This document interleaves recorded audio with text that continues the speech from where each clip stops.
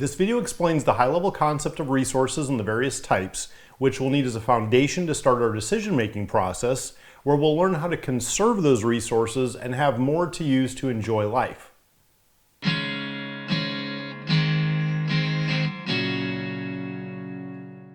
Before we dive into the decision-making process, let's cover the basic concept of resources. So what is a resource? In the simplest terms that I can imagine, resources are items that we have in limited quantity that we spend for goods, services, experiences, or anything else of value. Inherently, since resources are capped or constrained, conservation of them is very important, and it's the whole basis for our decision-making process. We'll start with money since it's the most basic resource of our daily lives.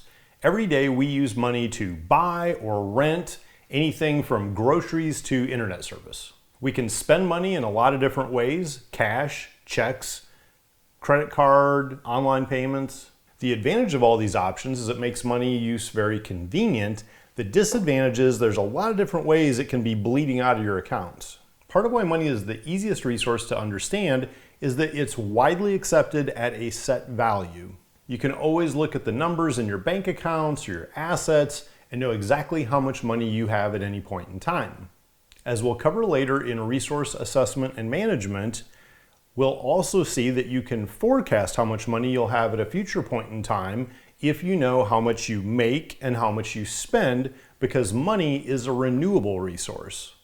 Now, there are the rare silver spoon babies born into trust funds, but most of us start our life with zero money. We receive and spend money over the course of our lives at various rates, as shown in this relative income chart. You start with things like paper routes and high school jobs, college jobs, internships, eventually your first adult job. Maybe you go off the rails for a while, you get terminated and divorced in the same weekend and open up a custom motorcycle shop. Eventually you go back to the real world, start a job again, and go on through your career until the point of retirement.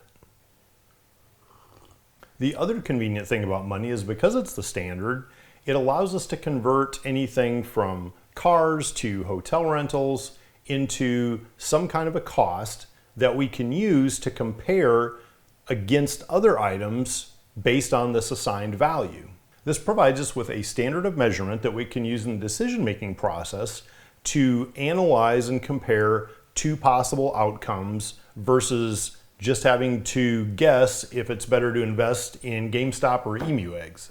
This lets us translate everything that we have, from vehicles to home equity to stock portfolios, into dollar values that we can estimate our net worth. And so we can create charts like this to show our value over time, where yes, we do spend more as time goes on, but ideally we're also making more and we're also saving and investing more.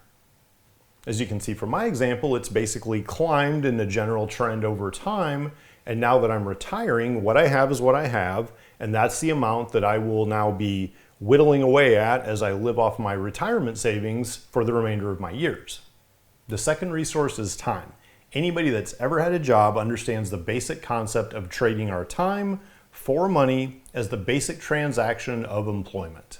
We have an accepted measurement of time in terms of minutes, hours, years, whatever, but time is a different value for each person to the next, and even for one individual person, the value of their time can change throughout their life. Unlike money, time is not renewable. You basically start somewhere and you run a straight slope down to a big fat zero at death. Yes, your actions and behavior can adjust this slope over time, but you can never wind back the clock.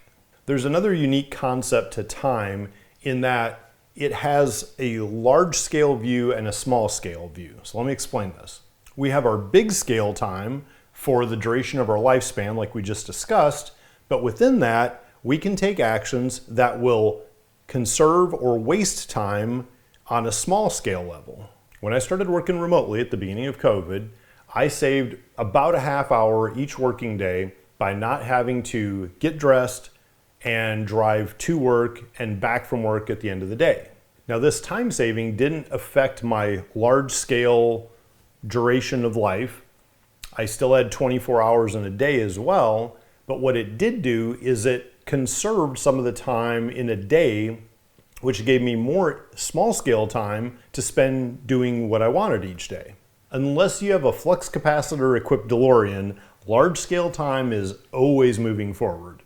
But within that, you can take actions to allow yourself more freedom to spend time the way you want on a smaller scale within those big scale constraints. As far as the value of time, there's multiple ways to calculate this out for yourself. We'll discuss that more when we get into multivariable decision making, but the easiest way to think about it is, what did you most recently make in terms of dollars per hour? If you make $100 an hour, that's your number. If you make $100,000 a year, then you have to divide that year by the 52 weeks, by the 40 hours per week, and you get about $48 an hour. Health is probably the most difficult resource to conceptualize because there's not an assigned value that's so straightforward as it is with time and money, trading one for the other. In fact, our health is often categorized as good or bad. And you don't hear people saying, how's your health today? About a 6.5. It's not what we do. Health is also a unique resource in that its condition can affect other conditions. For example, if you're healthy, then you have more energy to do more things, to make more money, let's say. But if it's bad, not only might that be shortening your life, your time, but it may be costing you in health cost. The starting point on day one for our health is our genetics. That's what we're born with. And that health can vary as we go through life. Different things can happen and different events, and a big part of it is how we take care of it. If we chart our health over time as a resource, like we did the other two, we would see that we start out, let's say ideally as a healthy infant, but we're weak because we're an infant. So if our parents were to drop us into a rainforest somewhere, we wouldn't be able to defend ourselves. The Jungle Book was not a documentary, and we would end up a snack for some other animal. But our health does change over time. For me personally, I always had this heart murmur in life, which wasn't a big deal, but then at some point I started exercising and growing stronger. Then I started drinking. And so that's kind of a weird way to think about your health, because even though I was doing these healthy habits of diet and exercise, I was drinking to damaging levels. Eventually that led me to the pericarditis, which was a downhill slope for the heart. The first couple surgeries improved my health, and my improved health habits also improved things, but at the same time I'm also aging as well. Eventually this most recent heart surgery fixed what was drastically wrong, but because the heart has been through so much now, my heart is failing, my health is on the downslope, and it will eventually hit zero where it intersects the 0 point from my timeline. Just for perspective, let's combine the three resource graphs into one chart and see what it looks like. In the beginning, you have a whole lot of time, but you're basically weak and broke. Out here, you have more money to do adventures, but you may no longer have the health to go climb a mountain. You can see that the sweet spot of life is kind of right in the middle.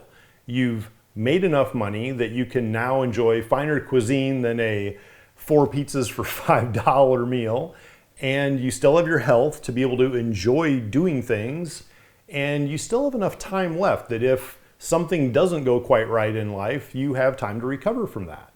Ironically, a lot of people end up with the most money at the same point where their time and their health hit the goose egg. The idea of leaving this world not being able to have experienced everything I possibly could, I can't imagine a more tragic end to life. If you haven't done so, please subscribe to the channel below and hit the little bell for the reminder when new videos come out. Check out the YCC merch store and see if there's anything there you like. Use some casual sense and live for today.